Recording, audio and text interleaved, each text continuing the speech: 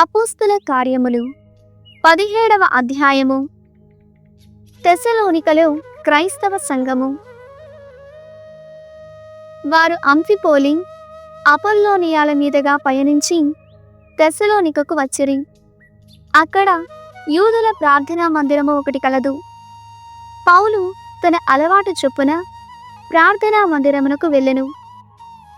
మెస్సయ్య బాధలను అనుభవింపవలననియు ఆయన మృతులలో నుండి లేపబడవలననియు పౌలు అక్కడ వరుసగా 3 విశ్రాంతి దినములు పరిశుద్ధ గ్రంథము నుండి వివరించుచు నిరూపించుచు, నేను మీకు ప్రకటించుచున్న ఈ యేసే క్రీస్తు అని నొక్కి వక్కానించెను.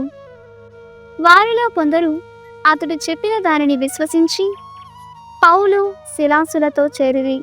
అట్లే దేవుని ఆరాధించు చాలామంది గ్రీసు దేశస్థులు, ప్రముఖులైన స్త్రీలు పలువురు వారి పక్షమున చేరిరి. అది చూచి యూదులకు కన్ను కుట్టుటచే వీధులలో తిరుగు దుష్టులను కొందరును ప్రోగుచేసి నగరమంతటిని అల్లకల్లోలమున ముంచెరి. పిదప వారు యాసోను ఇంటిని ముట్టడించి పౌలును సిలాసును బయటకు లాగి ప్రజల ఎదుట పెట్టుటకై ప్రయత్నించిరి. కాని వారు కనబడకపోవుటచే యాసోనును ఇతర సోదరులను కొందరును నగర అధికారుల వద్దకు ఈడ్చుకొని వచ్చి, ఎల్లడలా కల్లోలము కలిగించిన వీరు మన నగరమునకు వచ్చియున్నారు. యాసోను వీరిని తన ఇంట చేర్చుకొనినాడు. యేసు అను మరి ఒక రాజు మనకు ఉన్నాడని చెప్పుచు వీరు చక్రవర్తి శాసనములను మీరుచున్నారు అని అరచరి. ఈ మాటలతో వారు ఆ జనసమూహమును నగర అధికారులు గందరగోళమునకు గురి అయిరి. అప్పుడు ఆ నగర అధికారులు యాసోనును తదితరులను జామీనుపై విడుదల చేసిరి. బెరయాలో పౌలు ప్రచారము.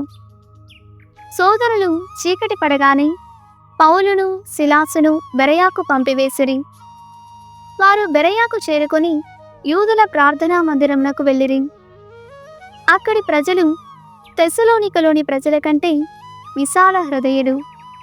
వారు సందేశమును గొప్ప ఆపేక్షతో ఆలకించి అనుదినము పరిశుద్ధ గ్రంథము చదువుకొనుచు పౌలు చెప్పినది నిజమా కాదా అని పరిశీలించుచుండిరి.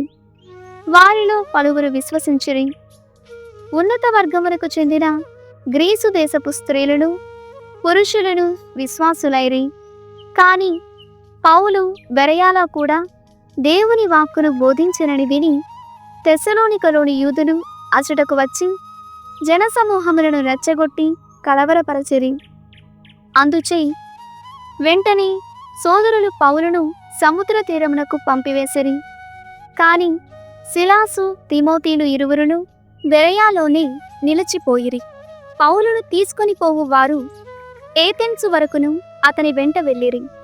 పిమ్మట సిలాసు తిమోతీలు సాధ్యమైనంత త్వరలో తనను చేరవలనని పౌలు ఆజ్ఞాపించగా ఆ ఉత్తర్వులతో వారు వెనుదిరిగి బెరయాను చేరిరి.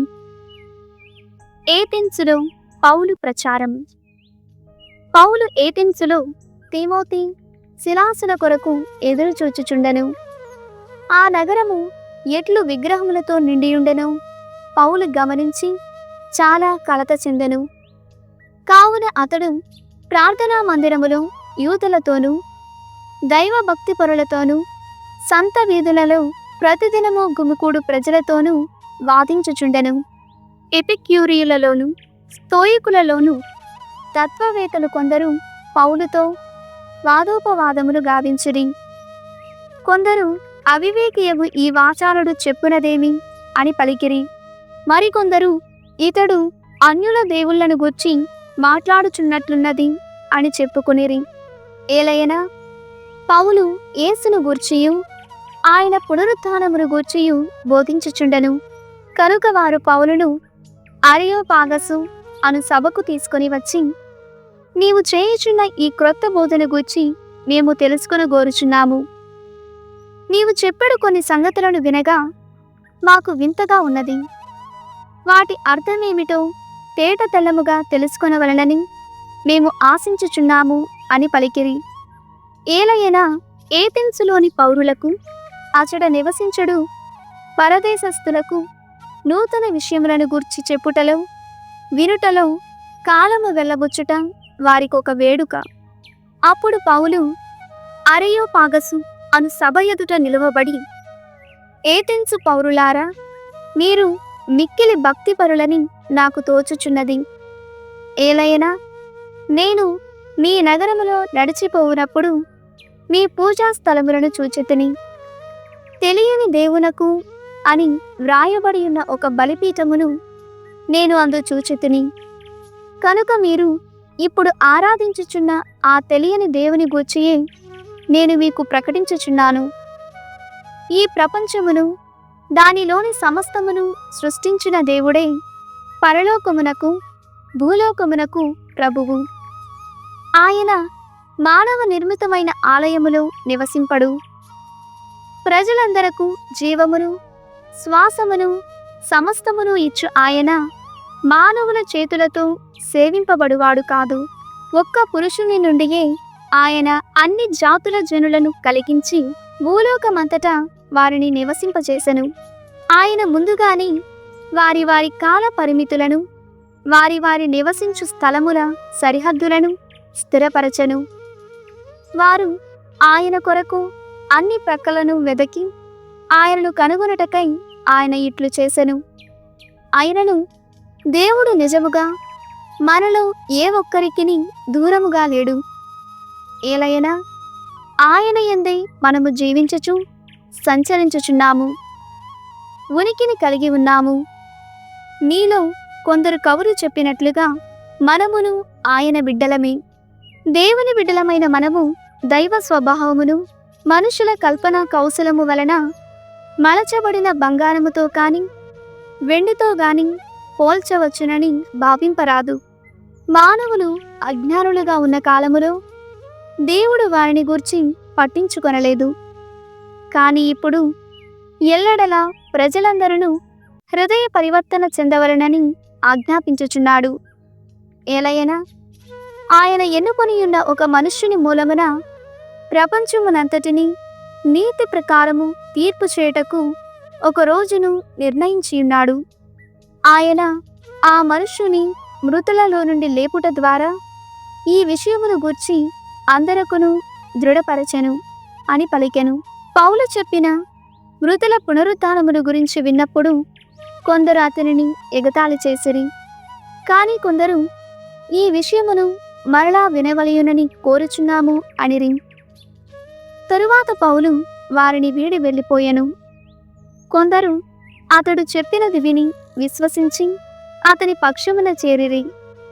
వారిలో అరియోపాగసులోని సభ్యుడైన డయోనిసియసును, డెమారిసు అను పేరుగల స్త్రీయును మరికొందరును కలరు. పునీత పౌలు కొరింథీయులకు వ్రాసిన మొదటి లేఖ 15వ అధ్యాయము. క్రీస్తు పునరుత్థానము. సోదరులారా, నేను బోధించినదియు మీరు గ్రహించినదియు మీ విశ్వాసమునకు మూలాధారమగు సువార్తను గూర్చి మీకు జ్ఞాపకము చేయనించుచున్నాను. మీరు ఉద్దేశరహితముగా విశ్వసించి ఉండిననే తప్ప నేను మీకు బోధించిన విధముగా మీరు దానికి గట్టిగా అంటిపెట్టుకుని ఉంటిరేని మీరు రక్షింపబడుదురు. నేను పొందిన దానిని మీకు మొదట అందించితిని. పవిత్ర గ్రంథమున వ్రాయబడినట్లు క్రీస్తు మన పాపముల కొరకై మరణించెను. పవిత్ర గ్రంథమున వ్రాయబడినట్లు ఆయన సమాధి చేయబడి 3వ దినమున సజీవుడుగా లేవనెత్తబడెను. ఆయన పేతురునకు తదుపరి 12 మంది అపోస్తలులకును కనబడెను. పిమ్మట ఆయన ఒకే పర్యాయము తన అనుచరులలో 500 మందికి పైగా కనబడెను. వారిలో కొందరు మరణించినను పెక్కుమంది జీవించియే ఉన్నారు. ఆ పైన యాకోబునకును తదుపరి అపోస్తలులకందరికిని ఆయన కనబడెను. అకాలమందు జన్మించినట్లున్న వాడనైనను చివరకు నాకును ఆయన దర్శనమిచ్చెను. ఏలయనా అపోస్తలులందరిలోనూ నేను అల్పుడను. దేవుని సంఘమును హింసించిన వాడను అగుటచే అపోస్తలుడనని పిలువబడుటకు నేను అయోగ్యుడను. కాని దేవుని అనుగ్రహమున నేను ఇప్పుడున్న స్థితిలో ఉన్నాను.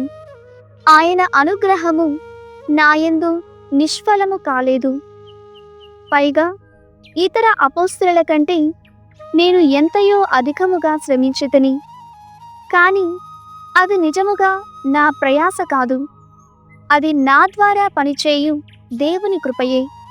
కనుక నేను కాని వారు కాని మేమందరము బోధించున్నది ఇదియే మీరు విశ్వసించినది.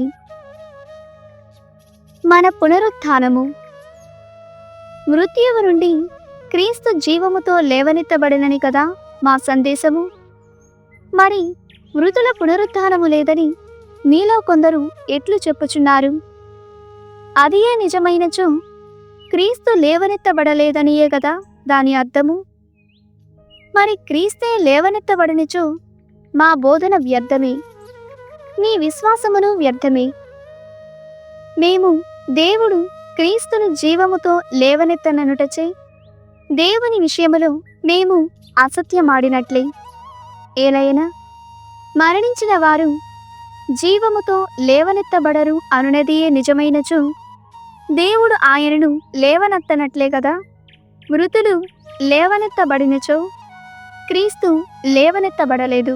క్రీస్తు లేవనెత్తబడనిచో మీ విశ్వాసము వ్యర్థము, మీరు ఇంకను మీ పాపములలోనే ఉన్నారు. క్రీస్తునందలి విశ్వాసముతో మరణించిన వారును భ్రష్టులైనట్లే. క్రీస్తునందలి మన నిరీక్షణ ఈ జీవితము కొరకే అయినచో ప్రపంచములో అందరికంటేనూ మనము అత్యంత దయనీయులము.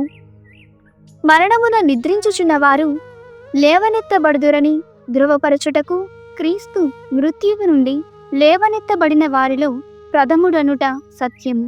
ఏలయనా ఒక మనుష్యుని మూలమున మరణము ప్రవేశించినట్లే మృతుల పునరుత్థానము కూడా ఒక మనుష్యుని మూలముననే వచ్చినది. ఆదామునందు అందరూ ఎట్లు మృతి చెందుచున్నారో అటులని క్రీస్తునందు అందరూ బ్రతికింపబడుదురు. కాని ప్రతి వ్యక్తియు తన క్రమమును బట్టియే ప్రథమ ఫలము క్రీస్తు, తరువాత ఆయన రాకడ సమయమున ఆయనకు చెందినవారు. అప్పుడు అంతము వచ్చును. పరిపాలకులను, అధికారులను, శక్తులను అందరినీ క్రీస్తు జయించి రాజ్యమును తండ్రి దేవునికి అప్పగించును. ఏలయనా దేవుడు శత్రువులనందరినూ ఓడించి ఆయన పాదముల క్రింద ఉంచు వరకు క్రీస్తు పరిపాలింపవలను. నాశము చేయబడవలసిన చివరి శత్రువు మృత్యువు. ఏలయనా దేవుడు సమస్తమును ఆయన పాదముల క్రింద ఉంచెను అని పవిత్ర గ్రంథం పలుకుచున్నది. సమస్తము అనగా దేవుడు మినహా సమస్తమును ఆయనయే క్రీస్తు పాదముల క్రింద ఉంచును అనున్నది సుస్పష్టము. కాని సమస్తమును క్రీస్తు పాలనకు లోను గావించిన తరువాత కుమారుడగు ఆయనయే సమస్తమును తనకు లోబరిచిన దేవునకు తనను తాను లోబరుచుకొనును. అప్పుడు దేవుడు సర్వులకు సర్వమై విరాజిల్లును. మరి మృతుల కొరకై జ్ఞానస్నానము పొందిన వారి విషయమేమి? వారు చెప్పుకున్న విధమున మరణించిన వారు మరలా లేవనెత్తబడరనుటయే యథార్థమైనచో వారి మృతుల కొరకై వారు ఏల జ్ఞానస్నానమును పొందుచున్నారు? మరి మనకు ఏల అనుక్షణమును ప్రమాదములు సంభవించుచున్నవి? సోదరులారా, ప్రతి దినమును నేను మృత్యుముఖమును చూచుచున్నాను. మన ప్రభువకు యేసుక్రీస్తునందరి మన జీవితమున మీ అందు నాకున్న గర్వము నాచే ఇట్లు చెప్పించుచున్నది. కాని మనుష్య రీతిగా ఎఫెసులోని మృగములతో నేను పోరాడినచో నేను పొందిన లాభమేమి? మరణించిన వారు జీవముతో లేవనెత్తబడినచో రేపు మనము మరణింతుము కనుక హాయిగా తిని త్రాగుదము. మోసపోకుడు. చెడ్డ స్నేహితులు మంచి నడవడికను నాశము చేయుదురు. జ్ఞానము కలిగి పాప మార్గము నుండి మరలిపోవుడు. మీలో కొందరు దేవుని ఎరుగరు. మీరు సిగ్గుపడుటకై ఇట్లు చెప్పుచున్నాను. పునరుత్థాన శరీరము. చనిపోయిన వారు ఎట్లు జీవముతో లేవనెత్తబడుదురు, వారికి ఎట్టి శరీరముండును అని ఎవడైనా ప్రశ్నింపవచ్చును. మూర్ఖుడా, ఒక విత్తనమును భూమిలో నాటినప్పుడు అది మరణింపనిదై మొలకెత్తదు. నీవు భూమిలో నాటునది విత్తనము మాత్రమే. నీవు నాటునది గోధుమ గింజయో లేక మరి ఒకటియో, కాని పెద్దది కాబోవు మొక్క కాదు. తన సంకల్పమును అనుసరించి దేవుడు దానికి శరీరమును వసగును. ఒక్కొక్క గింజకును దానికి తగిన శరీరమును వసగును. అట్లే జీవకోటి యొక్క శరీరములన్నీ ఒకే విధముగా ఉండవు. మానవులకు ఒక విధము, జంతువులకు మరి ఒక విధము, పక్షులకు వేరొక విధము, చేపలకు ఇంకొక విధము. అట్లే ఆకాశ వస్తు రూపములను భూవస్తు రూపములను ఉన్నవి.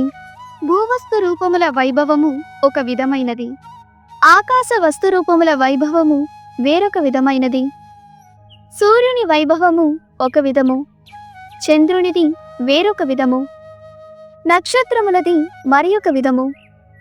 ఆ నక్షత్రములలోనూ పెక్కు విధములగు వైభవములున్నవి. మృతులు పునర్జీవితులు చేయబడినప్పుడు ఇట్లుండును. శరీరము క్షయమగునదిగా విత్తబడి అక్షయమగునదిగా లేపబడును. అది గౌరవము లేనిదిగా విత్తబడి వైభవము కలదిగా లేపబడును. బలహీనమైనదిగా విత్తబడి బలము గలదిగా లేపబడును. భౌతిక శరీరముగా అది విత్తబడి ఆధ్యాత్మిక శరీరముగా అది లేపబడును. భౌతిక శరీరము ఉన్నది కనుక ఆధ్యాత్మిక శరీరమును ఉండవలెను. ఏలయన మొదటి మానవుడు ఆదాము సజీవిగా సృష్టింపబడెను అని పవిత్ర గ్రంథము పలుకుచున్నది. కాని చివరి ఆదాము ప్రాణప్రదాతయగు ఆత్మ. మొదట వచ్చినది ఆధ్యాత్మికమైనది కాదు. మొదట భౌతికము, తదుపరి ఆధ్యాత్మికము. మొదటి ఆదాము భూమియందని మట్టితో చేయబడెను. రెండవ ఆదాము దివి నుండి వచ్చెను. భువికి సంబంధించిన వారు భువి నుండి చేయబడిన వారిని పోలియుందురు. దివికి సంబంధించిన వారు దివి నుండి వచ్చిన వారిని పోలియుందురు. భువి నుండి పుట్టిన వారిని పోలియుండిన మనము దివి నుండి వచ్చిన వాని పోలికను పొందగలము. సోదరులారా, నా భావమిది: రక్త మాంసములతో చేయబడినది దేవుని రాజ్యమున పాలు పంచుకొనలేదు.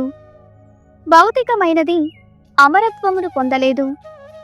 ఈ రహస్యమును వినుడు. అందరమును మరణింపము, కాని చివరి బాకా మ్రోగగానే రెప్పపాటులో మన యందు మార్పు సంభవించును. ఏలయన అది మ్రోగుటతో మృతులు అమరులై లేవనెత్తబడుదురు. మనం అందరమును మారిపోవుదుము. ఏలయన భౌతికమైనది అమరమైన దానిని కప్పుకొనవలను, మరణించున్నది మరణింపని దానిని ధరించుకొనవలను. కనుక భౌతికమైనది అమరమైన దానిని కప్పుకొనినప్పుడు, మరణించున్నది మరణింపని దానిని ధరించినప్పుడు మృత్యువు నాశము చేయబడినది, విజయము సంపూర్ణమైనది అని పవిత్ర గ్రంథ వాక్యము యథార్థమగును. ఓ మృత్యువా, నీ విజయము ఎక్కడా? ఓ మృత్యువా, బాధ కలిగింపగల నీ ముల్లు ఎక్కడా? మరణపు ముల్లు పాపము. పాపమునకున్న బలము ధర్మశాస్త్రమే. కాని మన ప్రభువగు యేసుక్రీస్తు ద్వారా మనకు విజయమును ప్రసాదించు దేవునకు కృతజ్ఞతలు. కనుక ప్రియతమ సోదరులారా, దృఢముగా స్థిరముగా నిలబడుడు. ప్రభు కార్యములలో సర్వదా శ్రద్ధ చూపుడు. ఏలయన ప్రభువు సేవలో మీరు చేయు ఎట్టి కార్యమైనను నిష్ప్రయోజనము కాదని మీకు తెలియను గదా. సామెతల గ్రంథము 28వ అధ్యాయము. అవివేకి అయిన పాలకుడు ప్రజలను పీడించి పిప్పి చేయును. అధర్మమును ఏవగించుకొని వాడు చిరకాలము పాలించును. నరుని హత్య చేసిన వాడు తన సమాధిని తానే త్రవ్వుకొనును. అతడికెవరునూ అడ్డము పోనక్కరలేదు. ధర్మబద్ధముగా జీవించువాడు సురక్షితముగా మనును. అధర్మపరుడు పతనమైపోవును.